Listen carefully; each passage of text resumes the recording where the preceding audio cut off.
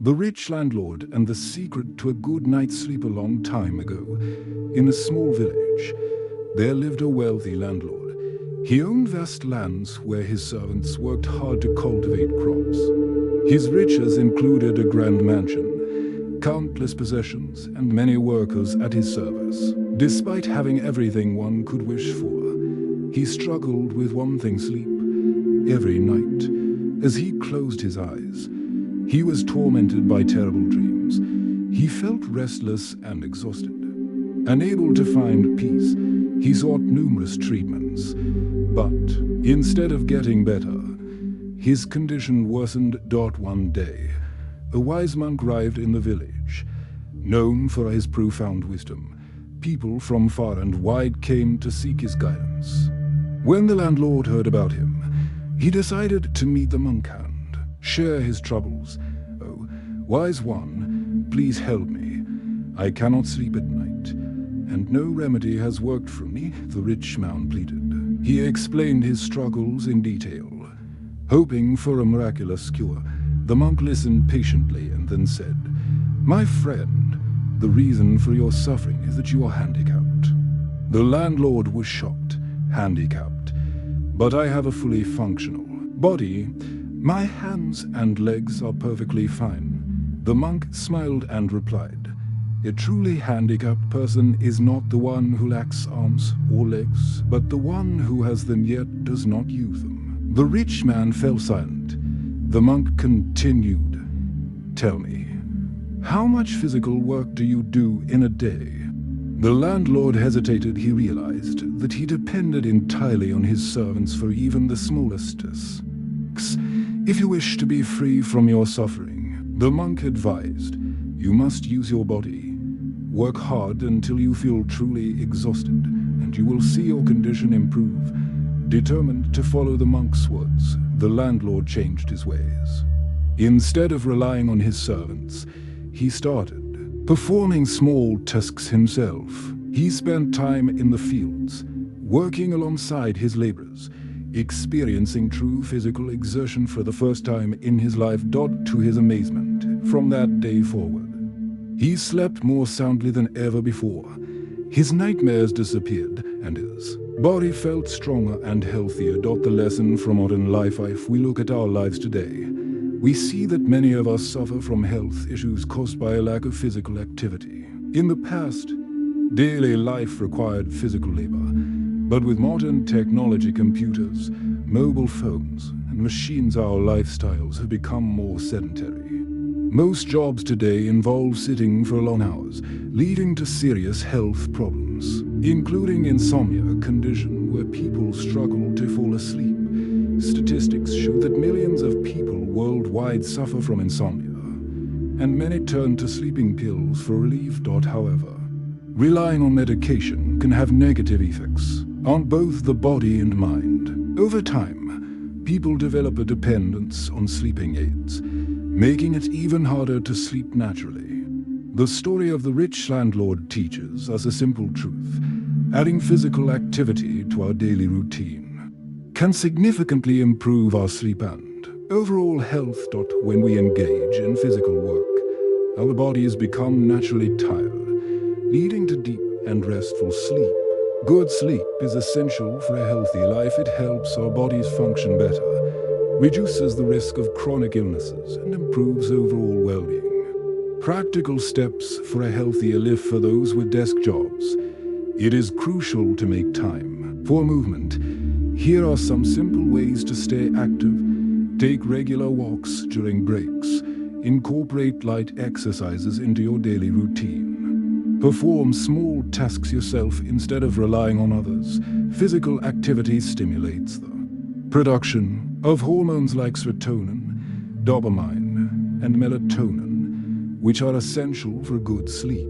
If you seek natural remedies, herbal options like valerian root and ashwagandha can help calm the mind and promote restful sleep.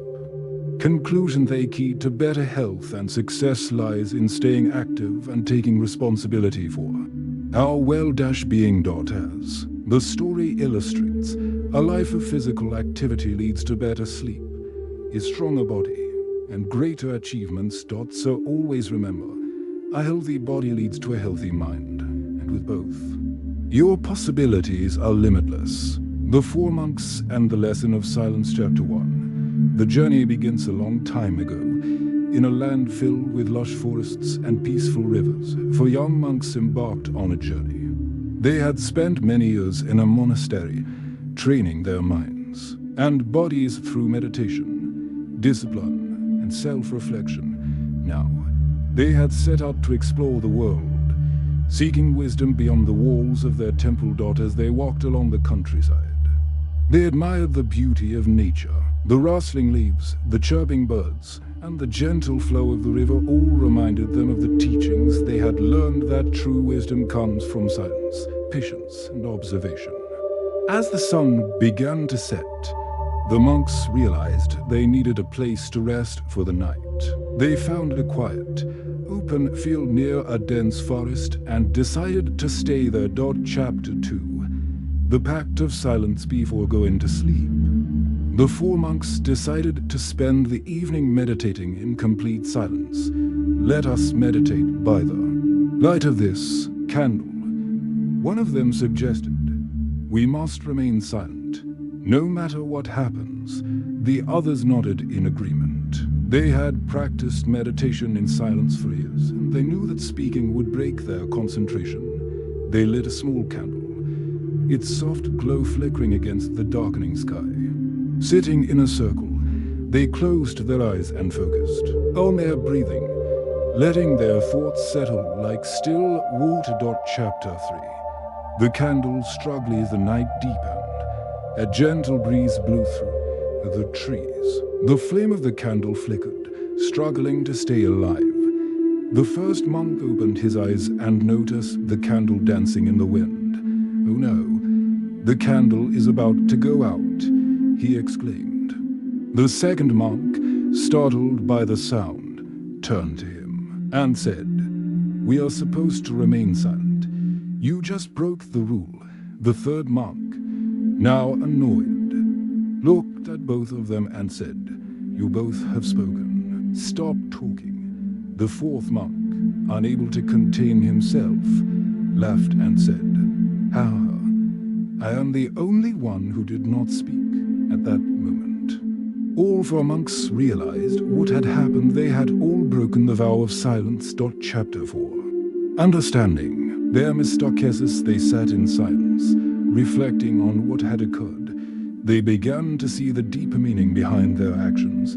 Each monk had broken the silence, but for different reasons. The first monk was distracted by external circumstances. He let the candle take away his focus, forgetting the more important goal, meditation. The second monk was too concerned with rules and focused more on correcting others than on following the practice himself. The third monk let anger take over. He was so frustrated with the first two monks that he, too, spoke without realizing it. The fourth monk allowed pride to cloud his judgment. He thought he was superior because he had stayed silent the longest, only to break his silence in boasting. Chapter 5. The Lesson of the Three-Fingered Monks spent the rest of the night reflecting on the situation. They realized that they had all made mistakes, yet each of them had been quick to point out the faults of others. Their master had once told them, "When you point one finger at someone, 3 fingers are pointing back at you." This night had taught them a valuable lesson, that people often criticize others without recognizing their own flaws. Chapter 6. A reflection on human nature. The behavior of the monks is a reflection of human nature. In our daily lives, we see similar patterns. People judge others quickly without acknowledging their own shortcomings. Some focus too much on enforcing rules rather than truly practicing them. Anger and frustration can cloud our judgment, making us react impulsively. Pride can be our downfall, making us believe we are better than others, only to reveal our flaws in the process. If we take a moment to turn inward, we might realize that many of the things we criticize in others exist within us as well. Chapter 7. Applying the lesson in everyday life, how can we use this lesson to improve our own lives? Here are a few ways. 1. Focus on your own growth instead of spending time criticizing others. Work on improving yourself. Ask yourself, am I making the same mistakes I judge in others? What can I do to be a better person? 2. Be patient and understanding. People make mistakes, it is part of being human. Instead of being quick to judge or correct others, practice patience and compassion. 3. Control your emotions. Anger, frustration, and pride can lead to impulsive actions. Take a deep breath before reacting and ask yourself, is this response necessary? Am I acting out of wisdom or emotion? 4. Lead by example. The best way to teach others is to live by your own values. Instead of telling people what to do, show them through your actions. Chapter 8. The journey continues. The next morning, as the sun rose over the countryside, the 4 monks packed their belongings and prepared to continue their journey. They had entered the night as students, but they left as wiser men. As they walked, they remained silent, not out of obligation, but out of understanding. They had learned that true silence was not just the absence of words, but the presence of awareness, wisdom, and self-reflection. Final thought. A life of mindfulness. Story of the 4 monks reminds us that life is a journey of self-improvement. Instead of focusing on the mistakes of others, we should turn our attention inward. Only by recognizing our own flaws and working to overcome them can we truly grow. So next time you find yourself judging someone, pause for a moment and ask, am I making the same mistake? Because in the end, wisdom is not in pointing out faults, but in understanding ourselves. The Farmer and the Sparrow, a lesson on self-reliance. Chapter, a peaceful beginning. Once upon a time, in a quiet countryside, there lived a hard-working farmer. He had vast fields of golden crops that sway gently in the wind. He had spent months planting and tending to his fields, eagerly waiting for the day of harvest. One day, a small sparrow flew into the farmer's field. After searching for a safe place, she finally found a quiet spot among the crops to build her nest. It was the perfect shelter to lay her eggs and raise her young. In just a few days, tiny sparrows hatched from the eggs, their soft chirping filling the air. Every day, the mother sparrow flew into the forest to find food for her little ones. Life was peaceful, and the sparrows felt safe in their home. Chapter 2, The Farmer's Plan. One afternoon, as the sparrow returned to her nest, she noticed something unusual. Her children looked frightened, their tiny bodies trembling. "What happened, my little ones?" she asked gently. "Mother, the farmer came to the field today," one of them chirped. "We overheard him saying that tomorrow, he will send his sons to harvest the crops." The baby sparrows huddled together. "Mother, where will we go if the crops are cut? We cannot even fly yet."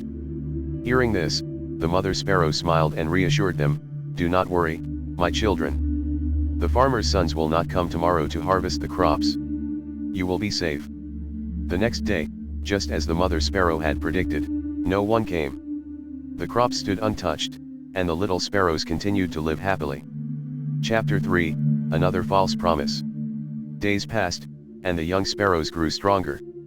One day, when the mother sparrow returned from the forest, she once again saw fear in her children's eyes. "Mother, the farmer came again today," they cried. "This time, he said he will call laborers to cut the crops tomorrow." The baby sparrows huddled together again. "What if the laborers come, Mother? Where will we go?" The mother sparrow listened patiently and then said, "My dear children, do not worry. No laborers will come tomorrow to harvest the crops. You are still safe." Once again, the next day, no one arrived to harvest the crops. The little sparrows continued to live peacefully, chirping and playing in their nest. Chapter 4, A Change in the Farmer's Mindset. Days went by, and the sparrow's children grew stronger. One evening, when the mother sparrow returned, she found her little ones unusually calm.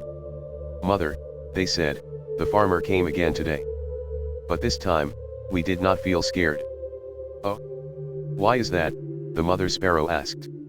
The little sparrows chirped excitedly, because today, the farmer finally realized that waiting for others was a mistake. He said, "I have wasted enough time relying on others. Tomorrow, I will harvest the crops myself." The mother sparrow's eyes widened. "Children, we must leave immediately." The baby sparrows were confused. "But mother, the farmer has been saying this for so long, and nothing has happened. Why are you sure that this time he will actually harvest the crops?" The mother sparrow explained, "My dear children, before today, the farmer depended on his sons, then on the laborers. But when a person depends on others, nothing gets done. This time, he has decided to do it himself, so tomorrow, he will surely come." Chapter 5, The Flight to Freedom. That night, the little sparrows, now strong enough to fly, left their nest for the first time. Under the guidance of their mother, they soared through the sky, leaving behind the fields they once called home. The next morning, just as the mother sparrow had said, the farmer arrived alone. With his own hands, he began to harvest the crops. But by then, the sparrow and her children had already found a new home, safe and free. Chapter 6, The Lesson of Self-Reliance. If we look at the story carefully, we will realize a powerful lesson about self-reliance. Many people, like the farmer, spend their lives waiting for others to help them achieve their goals. They say, "I will start my business when I find the perfect partner. I will exercise when I have someone to work out with. I will chase my dreams when the right opportunity comes." But just like in the story, when you depend too much on others, nothing ever gets done. One relying on others is a weakness. The farmer wasted so much time expecting others to do his work. But in the end, only when he took action himself did things finally happen. The same applies to us. If we keep waiting for someone else to take action, we will never move forward. Taking responsibility leads to success. Once the farmer decided to take control of the situation, he achieved his goal. In life, if you have a dream or a task to complete, start it yourself. Others may help along the way, but the first step must always come from you. 3. Helping yourself attracts help from others.